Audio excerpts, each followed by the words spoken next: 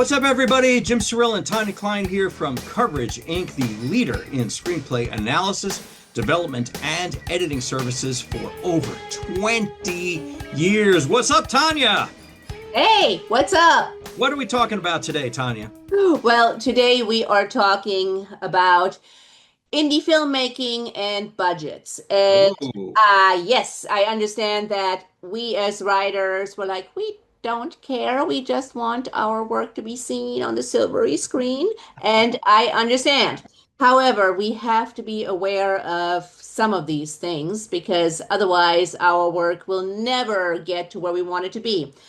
And there are several reasons for that. So let's talk about the indie market. okay. Um, in the olden days, 15, 20 years ago, it was, first of all, a lot easier to raise money for your films, and films also didn't cost as much, and you were able to actually make a profit.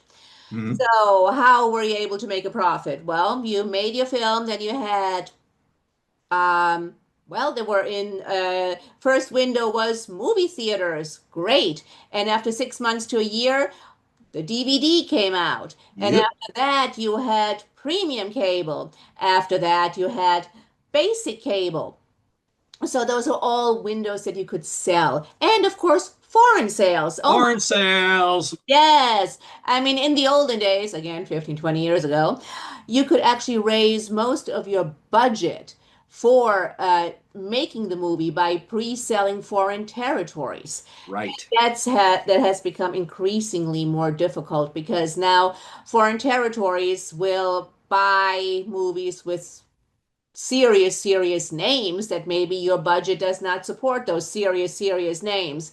And they might not even be interested in movies with no names or lesser names because all the foreign territories have now developed their own very robust filmmaking markets. Yeah, sort of a side effect of the whole streaming thing is, now every country in the world is making their own content. They don't care as much about American productions anymore. I mean, Yeah, good for them, but terrible for for us us. indie filmmakers. Exactly. And that brings me to streaming. Thank you, Jim. Yep. Streaming is problematic because it means, first of all of your windows that you could sell to have shrunken or disappeared, like DVDs. Nobody does DVDs anymore. You cannot DVD. A lot of movies come out and they never come out on DVD. Yeah. And you might not do the premium cable, basic cable anymore because, well, it might go straight to streaming. And once it's on a streaming platform, that's it. That is all the money you will ever see from this movie.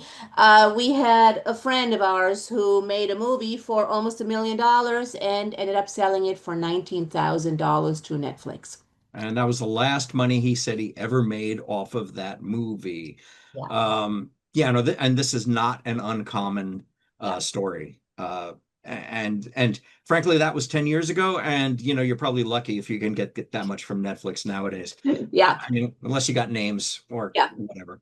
Exactly. So basically, this is where we're at. It's for indie producers. And again, indie producers are the producers you're trying to sell your work to. It's gotten very difficult for them. It's gotten very difficult for them to raise the initial money to make the movie. And then it's gotten even more difficult for them to sell this movie at a profit. Now, if it's so difficult to sell a movie at a profit, where do you find the investors that give you the initial money to actually make the movie? Because again, foreign sales have pretty much gone away, especially when it comes to pre-sales.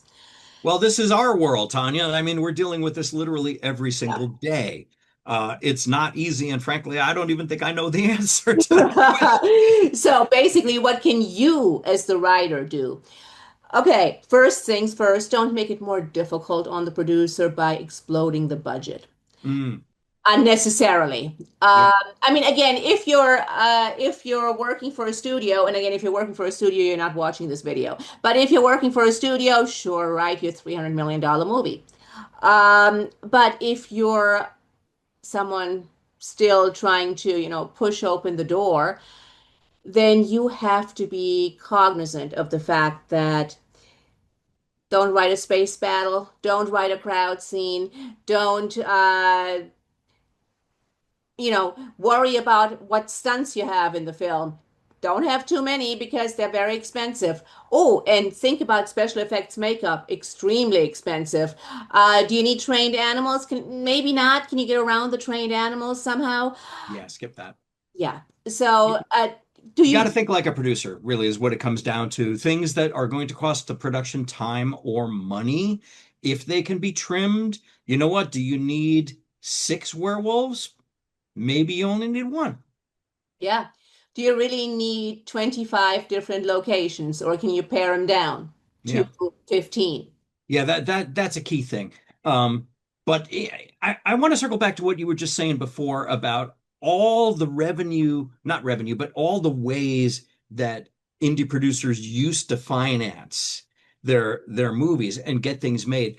And all of them more or less have gone away, or at least been depleted to the point where they're almost negligible anymore. So where does that leave and let's say a writer who wants to write, an affordable horror movie or a contained action movie or something and shoot it for $500,000. Is that even possible anymore? I mean, it's gonna have to be a non-union production. So yeah, you can shoot a movie with friends and nobody can picket you, in other words. But what about like Tangerine? I mean, we've all heard and seen, plenty of stuff that some of it actually looks pretty good that are just shot on like iPhones or whatever. I mean, I would never want to not encourage a filmmaker to go shoot something, on their phone. It seems to me like there's always going to be some festival that's going to play it if it's good, right? I would hope so. I would absolutely hope so. But is it the ones where the buyers are at? Is of course the other question. Yeah, right. And I mean, Tangerine was like what now, 15 years ago? Something And like I that. think I think what made it was, ooh, the first movie entirely shot on an iPhone. Hmm. So that was that, big claim to fame. And oh, by the way, they got flipped on Honora as well. Honora was non-IATSE.